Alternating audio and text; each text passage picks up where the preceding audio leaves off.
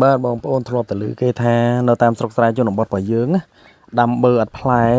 អញ្ចឹងបងប្អូនកុំជឿមើលនេះនៅតាមផ្ទះយើងតាមផ្ទះយើងដែលដាំបឺអត់ផ្លែទេអញ្ចឹងបងប្អូនកុំជឿនេះខ្ញុំដាំផ្ទាល់ហើយបងប្អូនគឺនៅស្រុកស្រែដីកែងដីធម្មតាដីយើងចាក់ភូមិនៅធម្មតាហ្នឹងបងប្អូនឥឡូវយើងដាំមិនផ្លែនេះមើលនេះហើយផលិតបឺនេះណាមិនមែនបឺមណ្ឌលគិរីរតនគិរីទេបងប្អូនគឺបឺនៅក្នុងភូមិភ្នំតូចឃុំតតុងស្រុកដងតុងខេត្តកពតយើងទេបងប្អូនអញ្ចឹងឯដីហ្នឹងមិនមែនដីភ្នំដីថ្មទេគឺដីស្រែធម្មតាខ្ញុំដាំនៅក្នុងផ្ទះតាមភូមិយើងធម្មតាទេបងប្អូនឥឡូវយើងទទួលបានផ្លែបឺយើងផ្លែវែងទៀតបងប្អូនផ្លែវែងណាហើយបឺរបស់យើងគឺអាយុកាលវាបាន1ខែបងប្អូនមើលនេះផ្លែច្រើនអញ្ចឹងបើបងប្អូនមិនជឿអាចមកមើលបានបងប្អូននៅផ្ទះរបស់ខ្ញុំផ្ទាល់តែម្ដង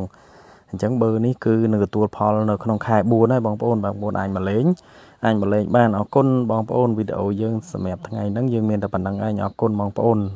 សូមជូនពរសុខភាពល្អហើយកុំភ្លេចណាមកលេងផ្ទះខ្ញុំកុំភ្លេចចូលមើលបឺរដូវកាលខែ4យើងអាចបានបឺរក្លុកហូបឲ្យបងប្អូនអរគុណច្រើនជម្រាបលា